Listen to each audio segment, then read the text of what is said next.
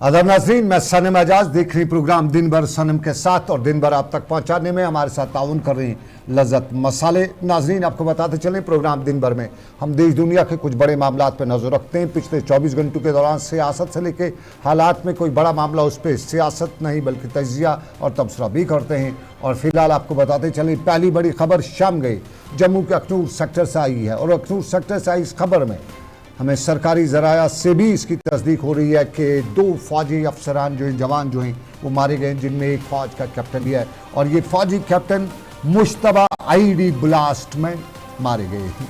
ये फ़ौजी कैप्टन के हवाले से बताया जाता है कि वहाँ पे लाइन ऑफ कंट्रोल के नज़दीक के इलाकों में अखनूर सेक्टर में जो कि ऊपरी इलाका है अखनूर का, वहाँ पे लाली का इलाका जो है, वहाँ पे रूटीन का जो मूवमेंट रहती है फ़ौज की, उस मूवमेंट में ये थे। उस दौरान यहाँ पे एक बारूदी सुरंग का धमाका हुआ है और ये मुश्तबा बारूदी सुरंग है। क्या ये मिलिटेंट्स वगैरह ने प्लांट कर रखी थी या फ़ौज की तरफ से पहले प्लांट थी? यूजुअली इस तरह की जो आईडीज़ हैं वो लाइन ऑफ कंट्रोल के आसपास के इलाकों में प्लांट की जाती हैं। इस हवाले से अभी तक कोई भी खबर जो है वो सरकारी ज़राए ने बाहर नहीं किया, लेकिन कुछ हल्के बता रहे हैं कि ये शायद मिलिटेंट्स की प्लांट की थी और इसमें एक कैप्टन समेत 2 फौजी एहलकार जो हैं वो मारे गए हैं। ये बात दोपहर जम्मू के लाली अखनूर सेक्टर में लाइन ऑफ कंट्रोल के नज़दीक ये वाक़ा पेश आया है।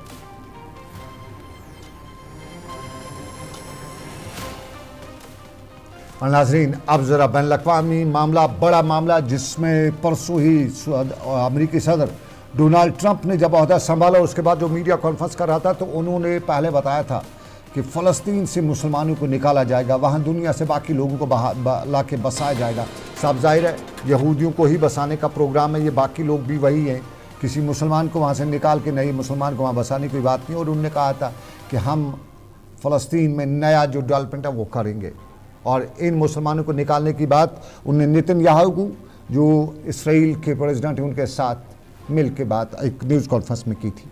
लेकिन इस सब के बीच में फ़लस्तीन के इस मामले को लेकर कुछ मुस्लिम ममालिक ने गम गुस्से का, रंज गम का इज़हार किया, कुछ ने सवाल भी उठाए और फिर डोनाल्ड ट्रंप ने एक और सवाल उठाया, एक और मामला, एक और धमकी दे रखी है। और डोनाल्ड ट्रंप ने आज फ़लस्तीन की जो मज़ामती तंजीम है, हमास है, उन्हें धमकी दिया है और शनिचर के 12 बजे यानी संडे 12 बजे तक, माफ़ कीजिए सैटरडे 12 बजे तक का वक्त देते हुए बताया है कि अगर तमाम इसराइली यहूदी जो यरगमाली हैं उन्हें रिहा नहीं किया गया तो उसके सख्त नताइज होंगे। सूरत हाल बेकाबू अमेरिका कर देगा और इसराइल से मुहादा, जो अमन मुहादा हुआ है या सीज़फायर जो हुआ है, उसको मनसूख करने का कहेंगे और उसके बाद फ़लस्तीन को या सब कुछ मलिया मेट कर देंगे। और ये जो है, ये सदर ट्रंप ने जो है, एक बार फिर डोनाल्ड ट्रंप ने फ़लस्तीन के मुसलमानों को धमकी दिया है, ख़ास तौर पे हमास को ये धमकी दिया है।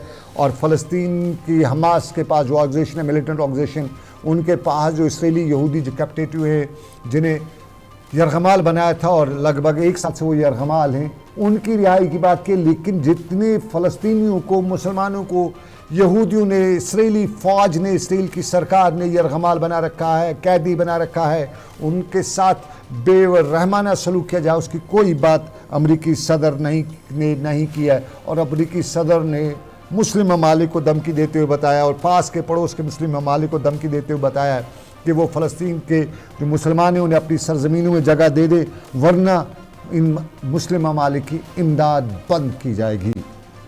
ये अमरीकी सदर की धमकी, मुस्लिम ममालिक को धमकी। और नाज़रीन, अब ज़रा जम्मू कश्मीर का रुख करते हैं और जम्मू कश्मीर में सोनमर्ग में परसों शनिचर की शाम को हौलनाक आग की एक वारदात और पूरा सोनमर्ग का बाजार जो है खाकसर हुआ था। और आज जम्मू कश्मीर के वज़ीर आला उमर अब्दुल्ला यहाँ पे गए होते। उमर अब्दुल्ला ने इस आग की वारदात का, जो आतगी की वारदात है, उसका जायज़ा लिया और नुकसान का जायज़ा लेने के साथ साथ यहाँ उन्होंने इंतज़ामिया के आला अफसरान और मुकामी लोगों से बात भी की। सोनमर्ग का जो व्यापार मंडल है उनसे भी मुलाकात की और यहाँ बाज़ाबादकारी की यकीन दहानी भी उमर अब्दुल्ला ने बताई। आपको बताते चले सोनमर्ग में हौलनाक आग की वारदात और उस हौलनाक आग की वारदात के बाद यहाँ फायर एंड एमरजेंसी सर्विस का मौके पर सही वक्त न पहुँचने का भी रोना रोते हुए मुकामी ताजर और हत्ता के मुकामी MLA ने बताया था कि यहाँ पे फायर एंड एमरजेंसी सर्विस वक्त पे नहीं पहुँच सका, जिसकी वजह से ये आग हौलनाक शक्ल इख्तियार कर गई। ताहम आज उन्होंने इस हवाले से बाज़ाब्ता तौर पे मुकामी ताजरों से बात की, इंतज़ामिया को बाज़ाबादकारी की बात भी की।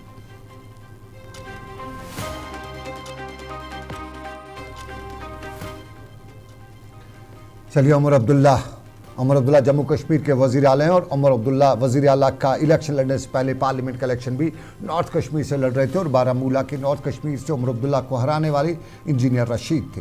इंजीनियर रशीद जेल में थे और जेल में ही इंजीनियर रशीद ने जो इंतखाब लड़ा उसके बाद वो कामयाब हुए और अब पार्लियामेंट में पहुँचे, लेकिन पार्लियामेंट में वो कोई बड़ा मार्का तय नहीं कर सके। तहम आज जो 2 दिन का हिरासती पैरोल इंजीनियर रशीद को दिया गया था, उसके बाद आज उन्हें लोकसभा में कार्रवाई की शिरकत की इजाज़त भी मिली, लेकिन बोलने का मौका तकरीबन 1 मिनट का ही था।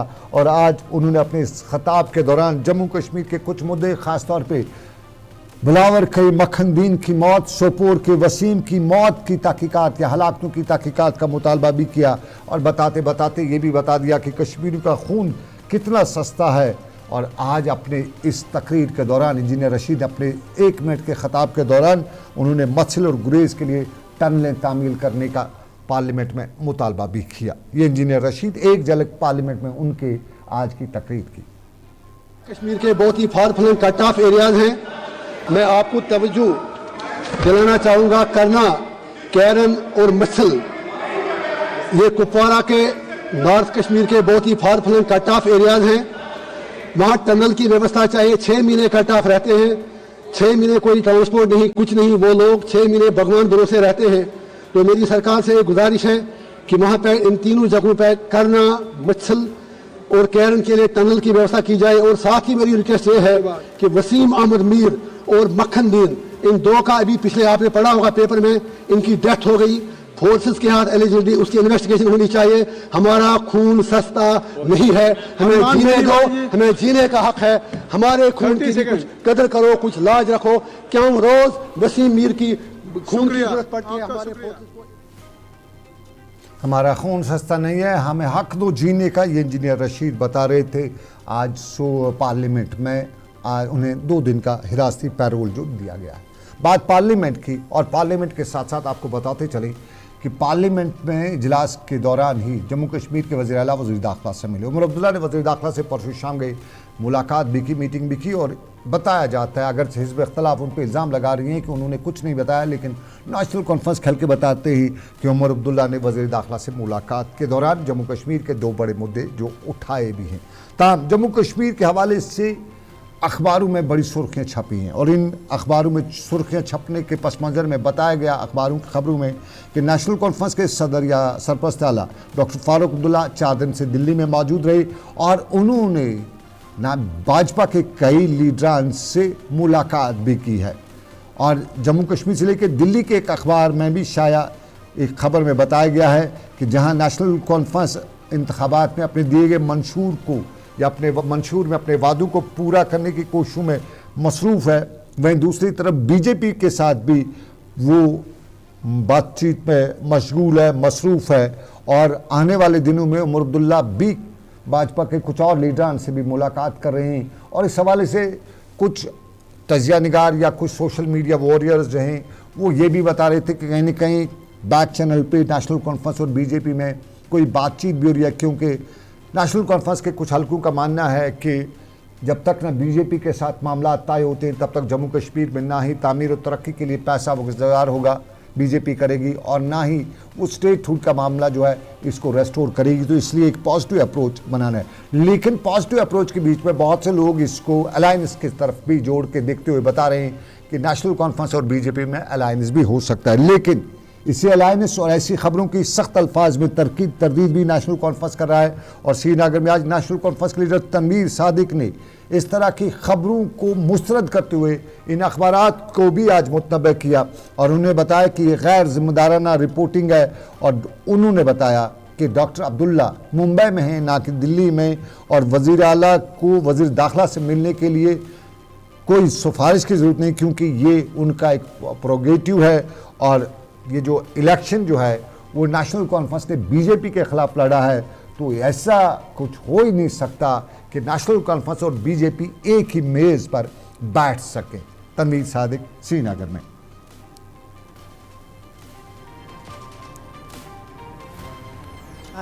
बेबुनियाद न्यूज़ है और मैं आपकी वसादत से इस न्यूज़ को नकारता हूं। और ये जो एक न्यूज़पेपर ने, लोकल न्यूज़पेपर ने ये न्यूज़ करी है, ये बहुत ही एक गैर जिम्मेदाराना न्यूज़ है। मैं इसको बिल्कुल साफ अल्फाजों में नकारता हूं। जहां तक उस न्यूज़ में फ़ारूक अब्दुल्ला साहब की बात है, फ़ारूक अब्दुल्ला साहब बॉम्बे में थे और वो बॉम्बे से सिर्फ कुछ मिनटों के लिए या घंटों के लिए दिल्ली आए और उसके बाद आगे चले गए। और जहां तक अरेंजमेंट की बात कही है सीएम और होम मिनिस्टर की, क्या चीफ मिनिस्टर साहब को होम मिनिस्टर से मिलने के लिए कोई अरेंजमेंट होनी चाहिए? वो चीफ मिनिस्टर साहब हैं, वो मिल सकते हैं, कभी भी पहले भी मिले आए हैं और आगे भी मिलते रहेंगे जम्मू कश्मीर की बहबूदी के लिए। लेकिन हमने बीजेपी के खिलाफ इलेक्शन लड़ा, हम आज भी उसी तरह बीजेपी के पॉलिसीज़ के खिलाफ हैं, उनकी जो उनने 2019 में किया या जो जम्मू कश्मीर के लोगों के खिलाफ उनकी पॉलिसीज़ है उनके खिलाफ है। जहाँ मैं इस चीज़ को नकारता हूँ, मैं इस local newspaper. Tanveer Sadiq National Conference के तर्जुमान श्रीनगर में मीडिया से बात कर रहे थे। अफवाहें कहीं या खबरें कहीं, इनके पस मंज़र में ये बयान चल रहा था। लेकिन आपको नाज़रीन बताते चले असम्बली का इजलास भी शुरू है, उस पर हवाले से भी बड़ी खबर आपको बताते चलेंगे। लेकिन उससे पहले श्रीनगर में आज PDP सदर महबूबा मुफ्ती ने भी प्रेस कॉन्फ्रेंस की और प्रेस कॉन्फ्रेंस उमर अब्दुल्ला और वज़ीर दाखिला के हालिया मीटिंग के पस मंज़र में की गई।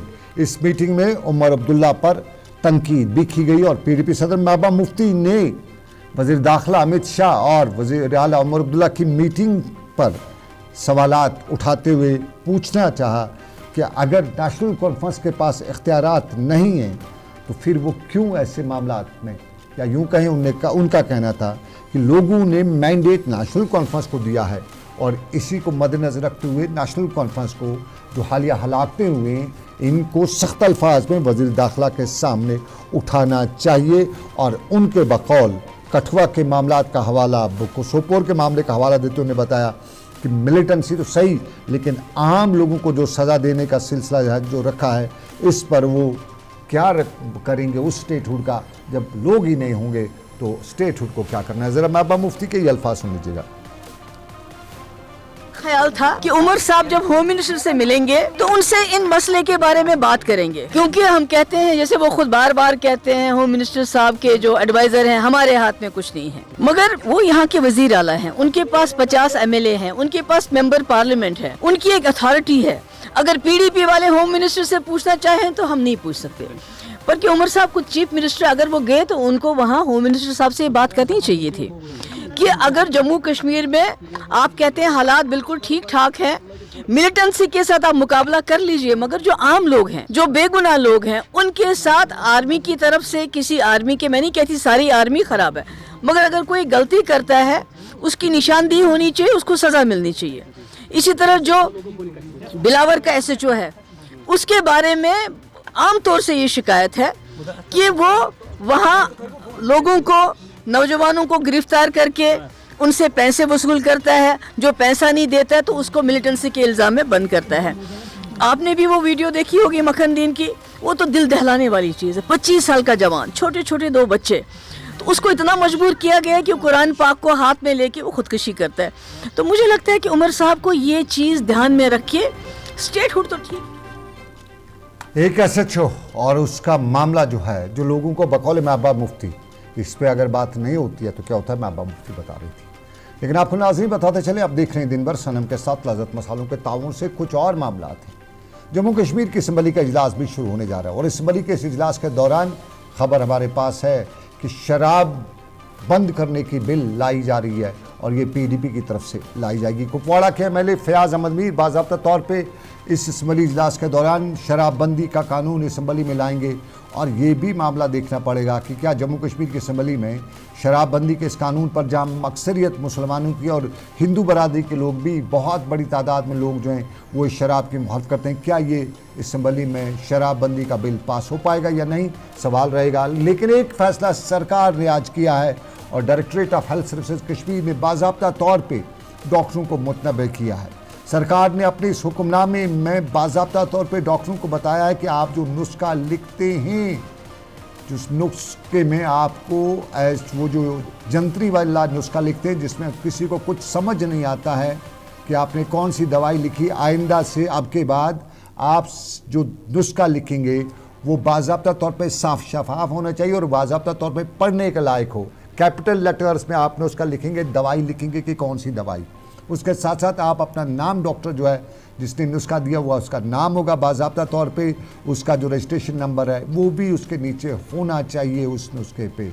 और फिर जेनरिक और दूसरी दवाइयाँ हैं उस पर भी आपको बाज़ाब्ता तौर पे लिखना होगा कि कौन सी दवाई है, कौन सी कंपनी का नहीं बल्कि ये जो सरकार में जो सरकारी अस्पतालों में जो दवाई है प्रायोरिटी पे वो लिखनी है, अगर वो नहीं तो वो दूसरी दवाई पे। और बाज़ाब्ता तौर पे एक नोडल अफसर तमाम सीएमओ ऑफिस में तैनात किया गया है। उस सीएमओ ऑफिस में तैनात नोडल अफसर जो है ये इन सभी मामलात पे या इन अहकामात पे कितना अमल दरामद होता है इसकी निगरानी करेगा। ये एक हुक्मनामा। और दूसरा मामला आपको बताते चलें, 2 दिन पहले ही आपको याद होगा एक वो पीर बाबा आपको कश्मीर से नज़र आया था जिसके बारे में मनहूसियत साफ तौर पे उसके चेहरे से लेकर उसकी बातों से नज़र आ रही थी। बाद में पता चला कि वो तो जहनी तौर पे उसका तवाज़ुन बिगड़ा हुआ है, उन्हें श्रीनगर के अस्पताल भी दाखिल किया गया। लेकिन हमने तब सवाल उठाया था कि वो जो रेप्लिका बनाने वाले लोग थे वो तो पीर था, ठग था, चोर था या वो जहनी बीमार था, उसका मामला गवर्नमेंट देखी। लेकिन जिन लोगों ने उसको ज़मीन दी, जिन तरखानों ने वो बिल्डिंग बनाई, वो जो रेप्लिका बनाया, जिस तरखान ने जिसने पेंट किया, उन सबको भी तो वो भी क्या जहनी तौर पे नातमा थी। तो इसी मामले को लेके बाज़ाब्ता तौर पे तस्वीर दिखाने की ज़रूरत नहीं आबिद। तो इसी में आज बाज़ाब्ता तौर पे पुलिस ने कार्रवाई करते हुए 8 ऐसे लोगों को भी गिरफ़्तार किया है जो इस पीर बाबा के मुरीद थे, कनेक्शन में जुड़े हुए थे और पुलिस ने ये काम किया है। लेकिन जम्मू कश्मीर के हवाले से एक और ख़बर भी आपको बताते चले। अब इंतज़ार की घड़ियाँ ख़त्म होने जा रही हैं और 17 की तारीख को 9/11 हो ही जाएगा। 17 की तारीख को नई दिल्ली से कटरा के लिए वंदे मातरम, वंदे भारत जो है वो ट्रेन, उसको हरी झंडी दिखाई जाएगी। और ये ट्रेन जो है जम्मू कश्मीर की तारीख़ में एक तारीख़ साज फैसला भी बताया जाएगा। मुसाफिरों को सफ़र करने में आसानी भी होगी, ताजरों की तिजारत को फ़रोग़ भी मिलेगा। ये मामला जो है बहुत बड़ा मामला है और एक तारीख़, इस तारीख़ पे जम्मू कश्मीर की तारीख़ भी बदलेगी। लेकिन अभी भी वही सवाल है कि कटरा ही क्यों, श्रीनगर क्यों नहीं, बडगाम क्यों नहीं, बारामूला क्यों नहीं। ट्रेन टू कश्मीर की जब बात की जाती है, कश्मीर टू कन्याकुमारी की बात की जाती है, तो बीच में ये जो पेच फंसाने वाले मामलात हैं, इनसे बहुत से लोगों का दिल जो है वो कुछ और कहता है। तो हमारा दिल कुछ और ना कहे, ये सरकार को याद रखना चाहिए। और इसमें इस तरह के फ़ैसले जो हैं ये कभी कभी हमें सोचने पे मजबूर कर देते हैं। चलिए, ये एक तारीख की बात, एक मुद्दे की बात, ट्रेन टू कश्मीर। लेकिन इसी ट्रेन टू कश्मीर के बीच में एक सवाल और भी है। कश्मीरी इस ट्रेन से बाहर जाएंगे, लेकिन बाहर उनके साथ क्या सलूक होता है।